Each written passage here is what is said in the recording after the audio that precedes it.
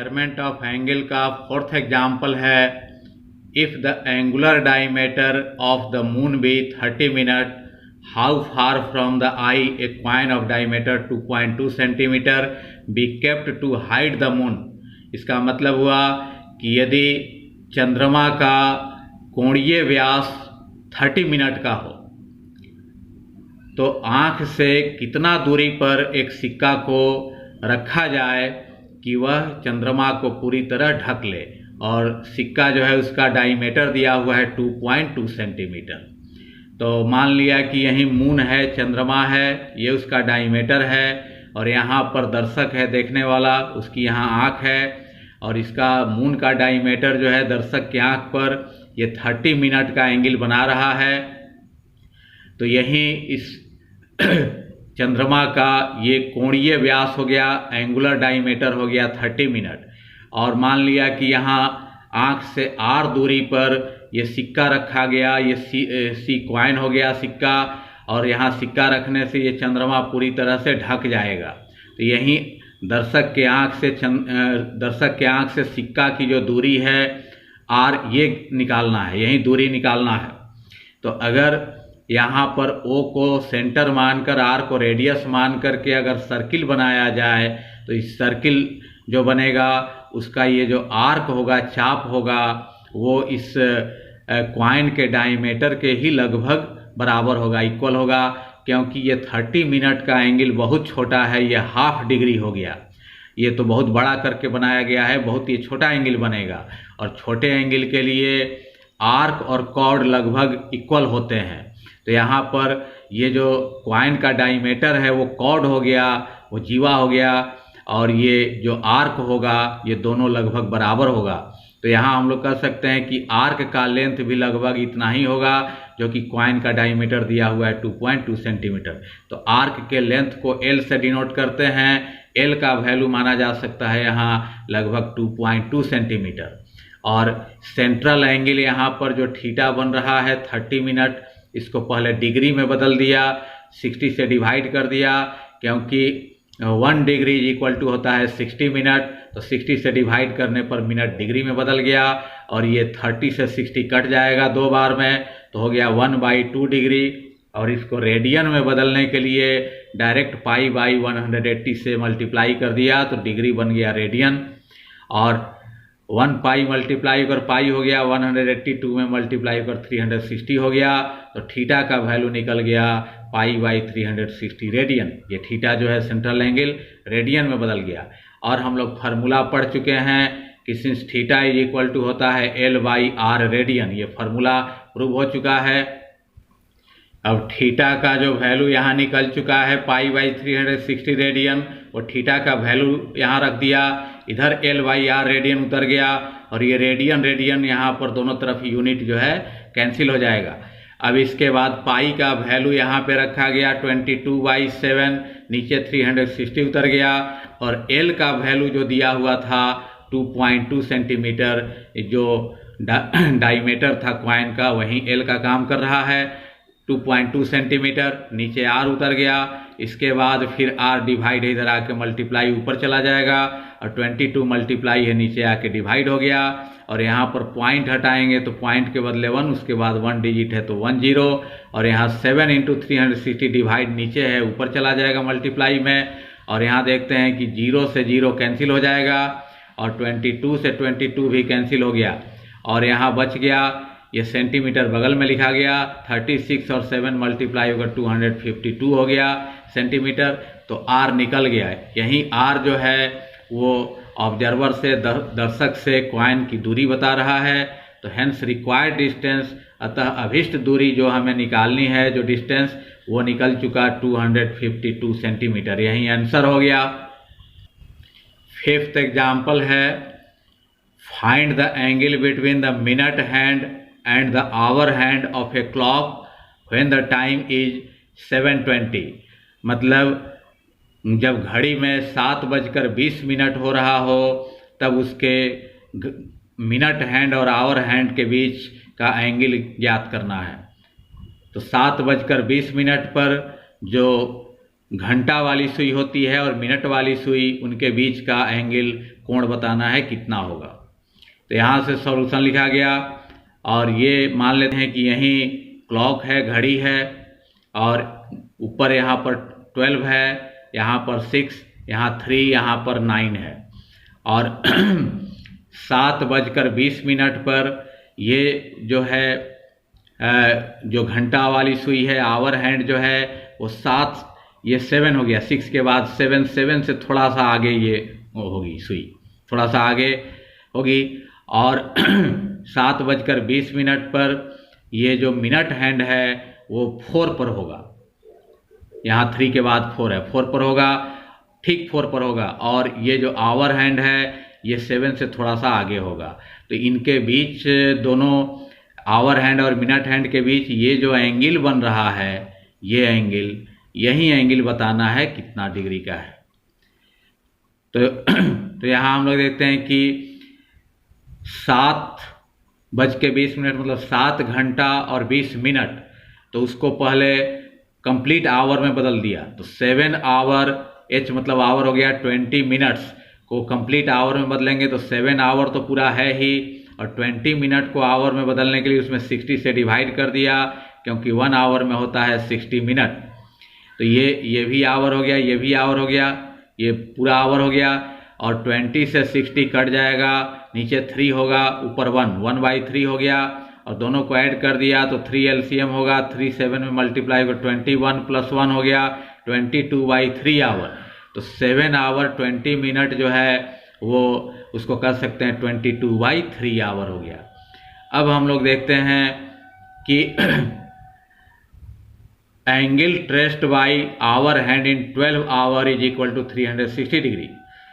तो जो our hand होता है, घंटा वाली जो सुई होती है, वो 12 घंटा में 360 डिग्री का कोण बनाती है। तो यहाँ से अगर चलती है 12 पर से घंटा वाली सुई, तो पूरा एक चक्कर ये घूम के आने में 12 घंटा उसको लगेगा, मतलब 12 घंटा में एक चक्कर घूमेगी तो 360 डिग्री का एंगल बनेगा। तो कह सकते हैं कि आवर हैंड जो है, घंटा वाली सुई, 12 घंटा में 360 डिग्री का एंगल बनाती है। Therefore angle traced by the hour hand in 1 hour, तो 1 घंटा में वो बनाएगी 360 डिवाइडेड बाई 12। तो ये 360 में 12 से डिवाइड करें तो 30 डिग्री, मतलब कि घंटा वाली सुई 1 घंटा में 30 डिग्री का एंगल बनाएगी। और यहाँ से 12 से घंटा वाली सुई को यहाँ तक आने में, इस पोजीशन पर आने में कितना समय लग गया?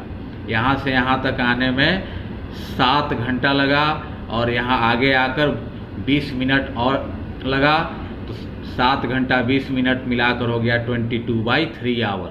तो कह सकते हैं कि यहाँ से यहाँ तक आने में उसको 22/3 आवर्स लगा। तो वहीं लिखा गया कि therefore angle traced by the hour hand in 22/3 hour. तो 22/3 आवर में आवर हैंड द्वारा तय किया गया जो एंगल है वो होगा, इसमें मल्टीप्लाई हो जाएगा। 1 आवर में जब 30 डिग्री का एंगल बना रहा है तो 22/3 आवर में इसमें मल्टीप्लाई हो गया, 22/3 इंटू 30 डिग्री, 3 से ये कट गया तो ये 22 और 10 मल्टीप्लाई होकर 220 डिग्री। इसका मतलब यहाँ से अगर 12 से चले आवर हैंड, तो यहाँ तक ये दिखाया गया है कि ऐसे यहाँ से यहाँ तक पहुँचने में ये जो एंगल बना, ये एंगल निकल गया 220 डिग्री। अब अगर हम निकाल लें कि ये मिनट हैंड भी यहाँ से चले और यहाँ तक आने में कितना एंगल बना रहा है, तो इस पूरे एंगल में से इस एंगल को अगर सब्ट्रैक्ट कर दिया जाए तो ये एंगल दोनों आवर हैंड और मिनट हैंड के बीच जो एंगल बन रहा है वो निकल जाएगा। तो ये एंगल पूरा निकल गया कि आवर हैंड 12 से यहाँ तक पहुँचने में इतना एंगल बना रहा है 220 डिग्री। अब हमें निकालना है कि मिनट हैंड जो है 12 से यहाँ तक आने में कितना एंगल बना रहा है। Angle traced by the minute hand in 60 minute is equal to 360 degree. मतलब मिनट हैंड द्वारा 60 मिनट में बनाया गया एंगल 360 डिग्री का होगा। तो मिनट हैंड अगर यहाँ 12 से चले और यहीं पर आ जाए तो यहाँ से यहाँ तक आने में उसको 1 घंटा लगेगा। 1 घंटा मतलब 60 मिनट लगेगा, और 60 मिनट में जब एक चक्कर ये लगाएगी तो एक चक्कर में 360 डिग्री का एंगल बनेगा। मतलब कह सकते हैं कि मिनट हैंड 60 मिनट में 360 डिग्री का एंगल बनाती है। Therefore angle traced by the minute hand in 1 minute, तो मिनट हैंड द्वारा 1 मिनट में बनाया गया एंगल होगा 360 डिग्री डिवाइडेड बाई 60, और therefore the angle traced by the minute hand in 20 minute, तो 20 मिनट में मिनट हैंड द्वारा बनाया गया एंगल तो 20 से इसमें मल्टीप्लाई हो जाएगा। तो 360 में हम लोग देखते हैं कि 60 से डिवाइड करें तो यहाँ 6 डिग्री होगा डिवाइड करने पर, उसमें 20 से मल्टीप्लाई हो जाएगा तो 20 और 6 डिग्री मल्टीप्लाई होकर हो गया 120 डिग्री। तो मिनट हैंड जो है यहाँ 12 से यहाँ 4 तक आने में उसको 20 मिनट लगा, 20 मिनट लगा। तो 20 मिनट में वो कितना एंगल बनाएगा तो 120 डिग्री। तो ये एंगल निकल गया, यहाँ से यहाँ तक आने में बना कितना 120 डिग्री का एंगल। और ये पहले हम लोग निकाल चुके हैं कि जो आवर हैंड है वो 12 से चल करके यहाँ आने में वो एंगल बना रहा है कितना 220 डिग्री। तो ये पूरा एंगल हो गया 220 डिग्री, और ये एंगल हो गया इतना 120 डिग्री। तो ये पूरा 220 डिग्री में 120 डिग्री माइनस कर देंगे तो ये दोनों हैंड के बीच का एंगल निकल जाएगा। तो वहीं यहाँ पे लिखा गया कि हैंस द रिक्वायर्ड एंगल होगा 220 डिग्री। ये पूरा जो एंगल बन रहा है 220, उसमें से 120 माइनस कर दिया। 220 डिग्री माइनस 120 डिग्री, तो माइनस करने पर होता है 100 डिग्री। तो 100 डिग्री ये दोनों हैंड के बीच का एंगल जो हो गया 100 डिग्री निकल गया। यही आंसर हो गया। 6th एग्जाम्पल है the angles of a quadrilateral are in AP, मतलब एक चतुर्भुज के कोण एपी में हैं, अर्थमेटिक प्रोग्रेशन में हैं, and the greatest angle is double the list, और सबसे बड़ा जो एंगल है वो सबसे छोटे एंगल का डबल है, दुगना है। Express the list angle in radiance, तो सबसे छोटे एंगल को रेडियन में व्यक्त करो। तो यहाँ से सॉल्यूशन लिखा गया, let the angles of the quadrilateral be a minus 3d degree, a minus d degree, a plus d degree and a plus 3d degree. तो ये क्वाड्रिलेटरल के एंगल मान लिया कि ये चारों एंगल ये हैं, और चारों एंगल AP में माने गए हैं। AP में अगर 4 टर्म्स मानना हो तो ऐसे मान सकते हैं, क्योंकि इनमें डिफरेंस इक्वल है। सेकेंड टर्म में फर्स्ट टर्म सब्ट्रैक्ट करेंगे तो 2d आएगा, थर्ड में भी सेकेंड सब्ट्रैक्ट किया जाए तो 2d आएगा, और फोर्थ में भी थर्ड टर्म अगर सब्ट्रैक्ट करें तो 2d आएगा। मतलब कॉमन डिफरेंस 2d का है इसमें। तो ये चारों टर्म जो है चारों एंगल AP में हैं, और चारों एंगल को ऐड कर दिया जाए a minus 3d, a minus d, a plus d, a plus 3d, तो ये चारों एंगल का सम होना चाहिए 360 डिग्री, क्योंकि क्वाड्रिलेटरल के चारों एंगल का सम होता है 360 डिग्री। डिग्री इधर से भी हट गया, इधर से भी हट गया यूनिट। अब देखते हैं कि माइनस 3d और प्लस 3d कैंसिल हो जाएगा, अब माइनस d प्लस d भी कैंसिल हो जाएगा। a 4 बार जुट कर हो गया 4a, इधर 360, 4 इधर आके डिवाइड हो गया, डिवाइड होकर 90, a का वैल्यू निकल गया। अब अकॉर्डिंग टू द क्वेश्चन, प्रश्नानुसार हम लोग कह सकते हैं, कह रहा है कि greatest angle is double the list, मतलब सबसे बड़ा जो एंगल है a प्लस 3d वो सबसे छोटे एंगल a माइनस 3d का दुगना है, डबल है।